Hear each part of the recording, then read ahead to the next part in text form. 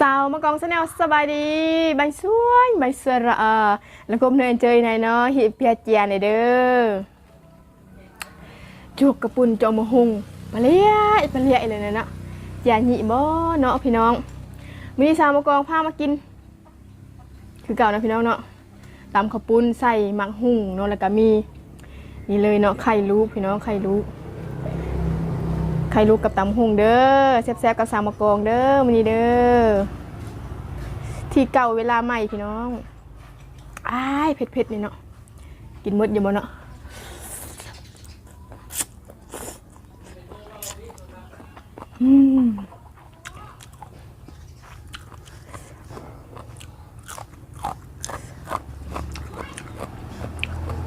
แอมลึไหนเนาะแอม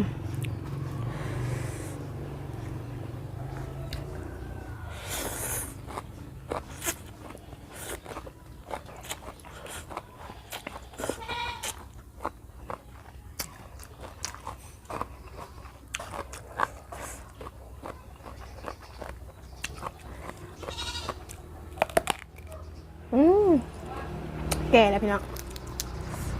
มะเขือแก่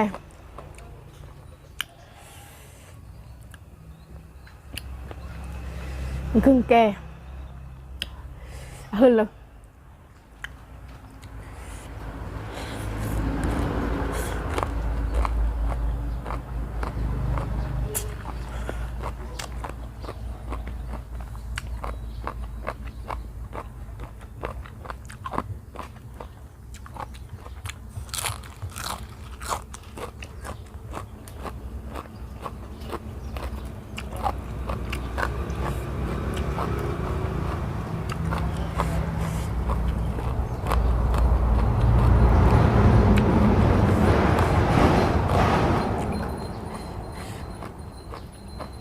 ที่เก่าเวลาใหม่แต่ว่าฮ้อนคือเก่า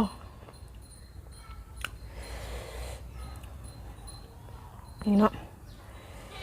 ฮ้อนเอาพี่น้องฝนตกแล้วฮ้อนเอาเนาะ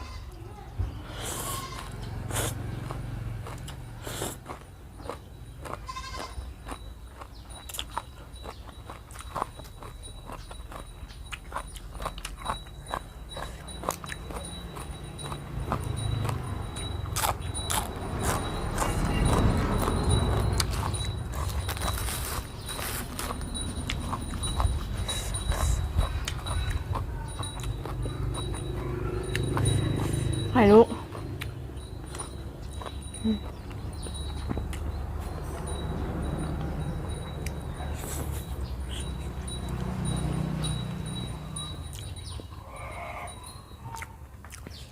ฮอน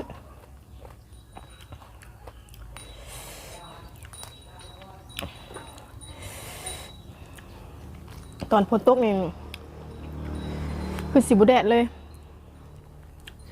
เย็นไว้ๆอยู่ตกแล้วสัมผัสแดดแล้วก็ฮ้อนก็เก่าเนาะ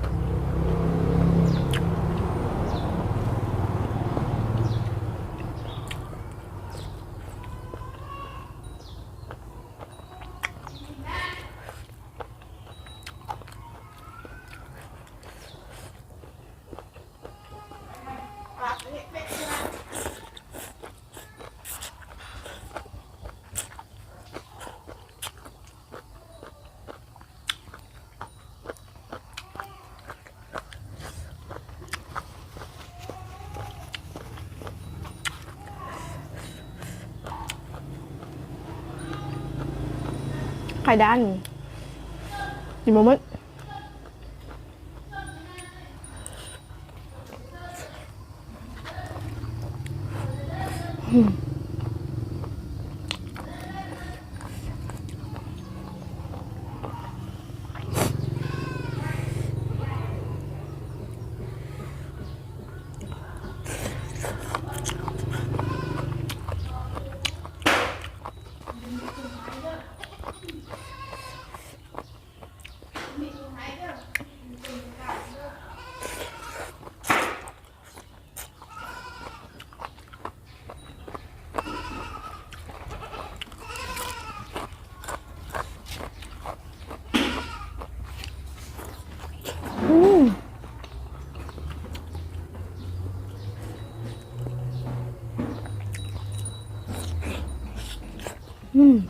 แซ่บแซ่บ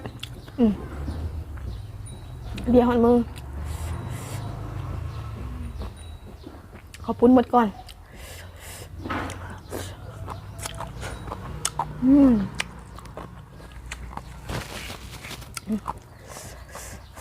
แซ่บแซ่บ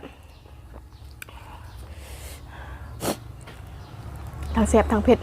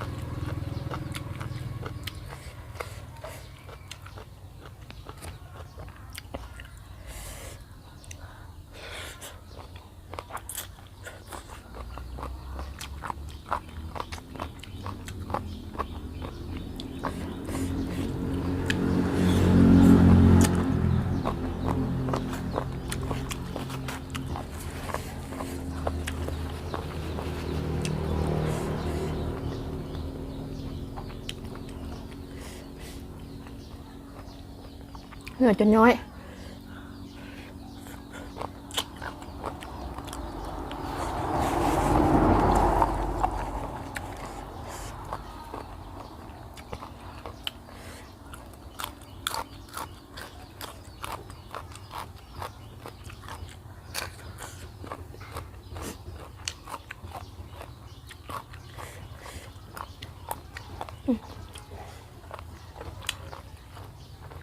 น้ำไข่กระดันมั้ง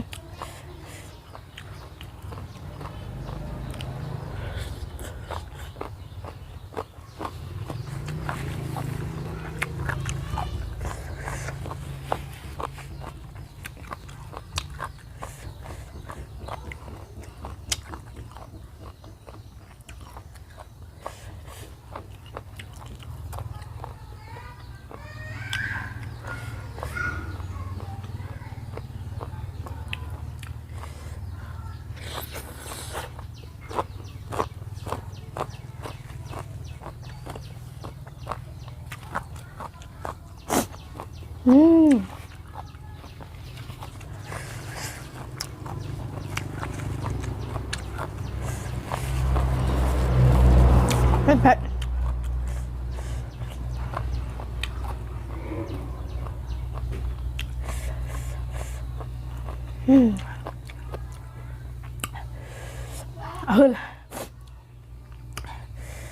เผ็ดหลายพี่น้อง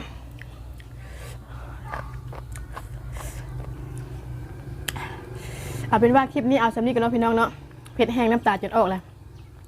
แต่ก็แซ่บแซ่บเนาะถึงจะเผ็ดแต่ก็มักกินพอกันใหม่ในคลิปครั้งต่อไปนะพี่น้องเนาะสำหรับคลิปนี้สบายดี